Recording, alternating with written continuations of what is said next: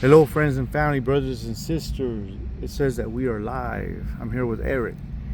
Eric from Washington. Eric, how you doing today? All right. You good? My first question for you, Eric, is how old are you? 32. You're 32.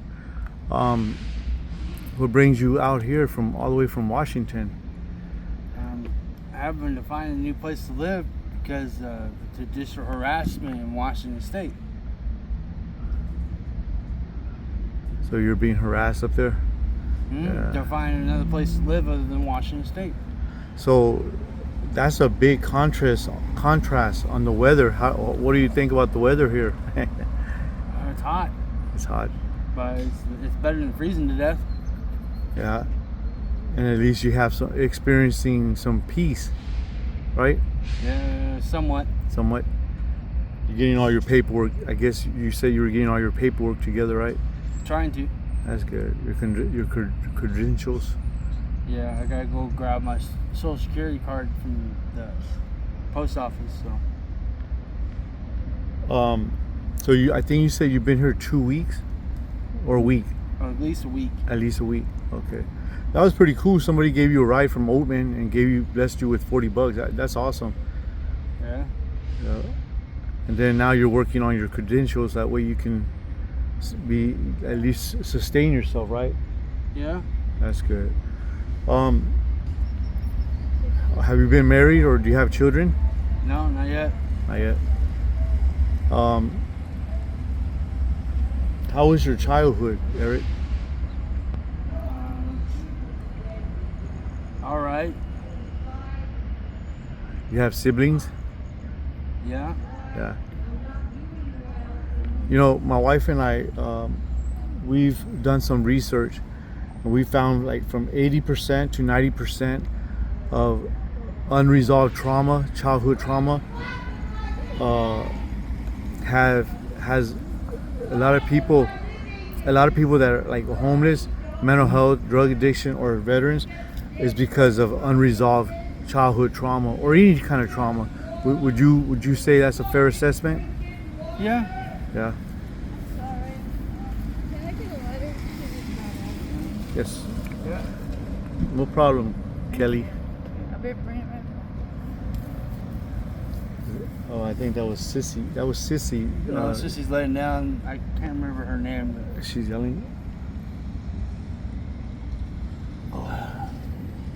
always a daily problem with her. Yeah. Does it seem like the week that you've been here, does it seem like the homeless are just having more and more homeless people?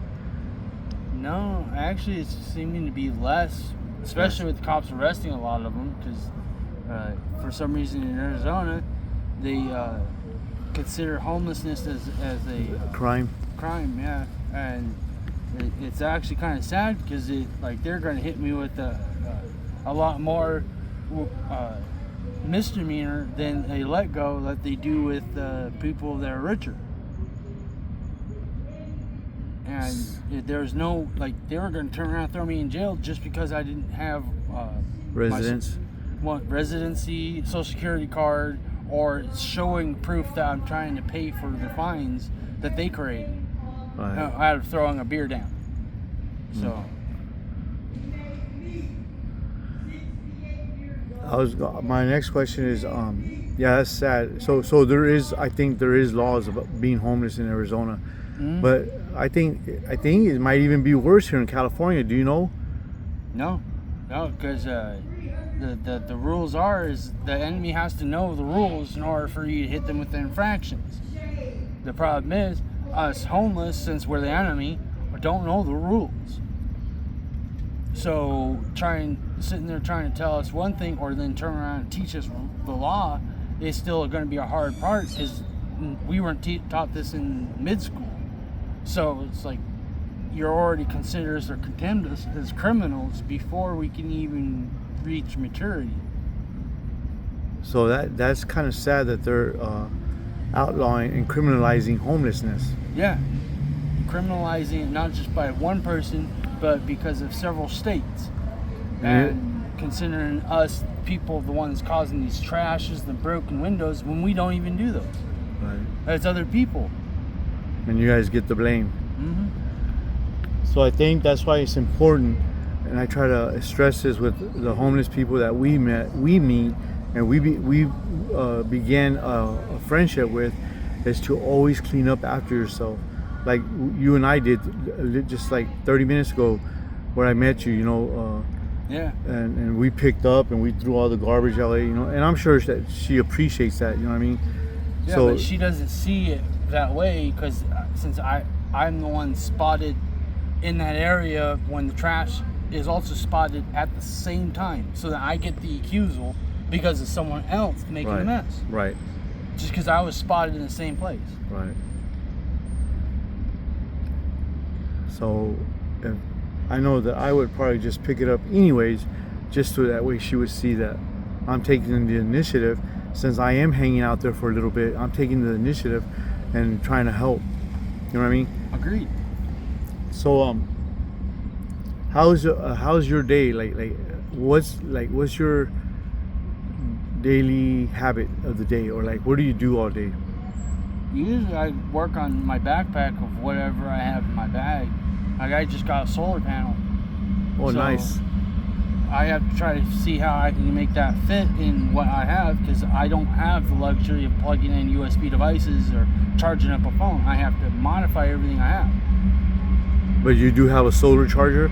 No, Oh, I you have to don't? make that. I have Oh. to make that device because I can't just go and buy it just like everyone else. I have to put it together myself.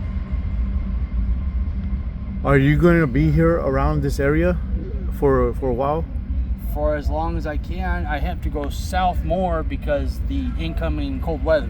I can't go north because I don't have snow pants and stuff and all the gear to keep me dry as I travel upwards because the as you get cold, you still sweat and that can freeze you. They can kill you. So I can't just go northern to go up there to see family. I have to prepare beforehand and then travel up there slowly. Because you're also gaining in elevation. Right.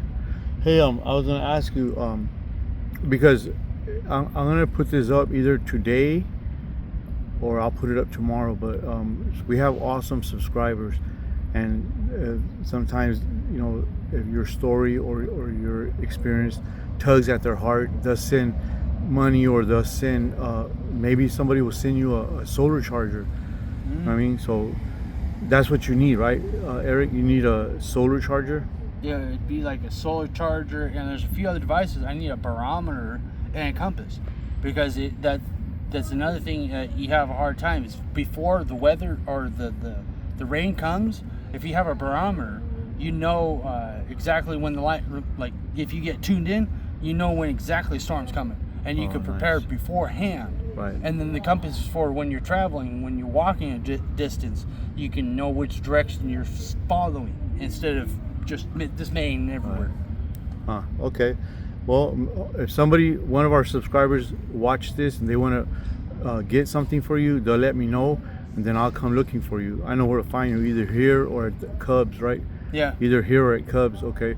Yeah. One of my other questions is, do you feel, and I asked this question, somebody asked, why do you ask that question all the time? Because there's different perspective for different people. You know what I mean? Different people have different perspective and answers. Do you believe that it is dangerous to be homeless? Yeah, it's life-threatening. Life-threatening. Yes.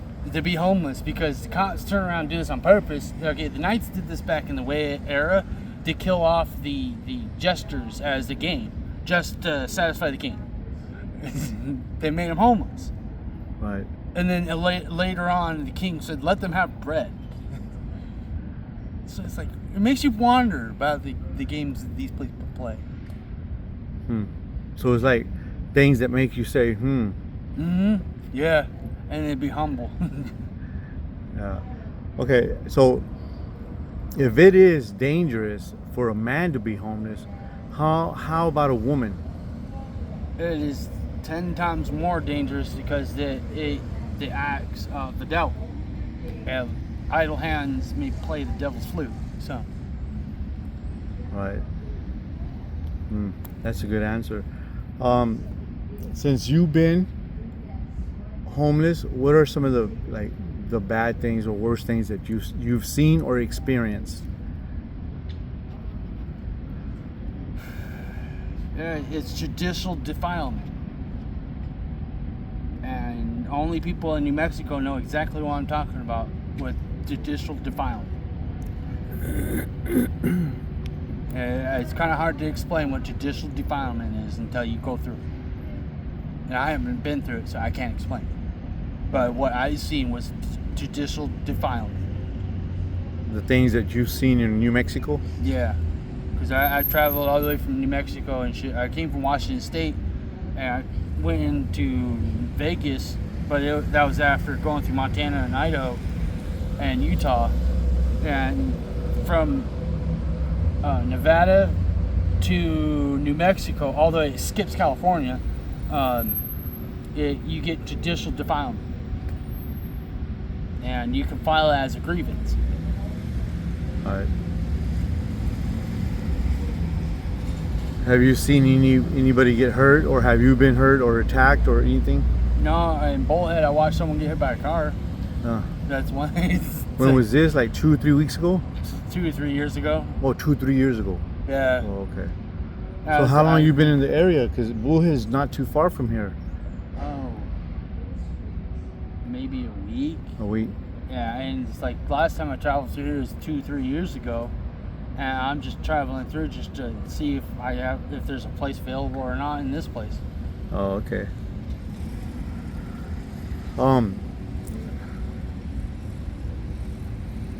was gonna ask you, how long do you see yourself being homeless? Not very long, but I don't know. It depends on if I get money or someone gets a place available or whatever. Are you getting government assistance right now? For food. But For food? Not for rent. No. Yeah, I'm just getting food from Arizona. Oh, okay. Food stamps. So you just go back and forth from here to Arizona? Well, in line to some situation, I'm more like you won't be able to travel back because they'll just throw me in jail. So. Oh, in Arizona? Yep. Because they just don't listen. So. I have one more question, then we're done, bro. My last question is, I see that you have a dog collar on. What is the significance of that? It reminded me of the movie Unchained. Have you seen that with Jackie Chan or Jackie? Bruce Lee? No, it's a martial arts movie. Whenever he puts the dog collar on, he's peaceful and kind, but when he takes it off, he just goes crazy, defeats all the fighters. I haven't. I've heard of that movie, seen a little bit of it, but the significance of the collar.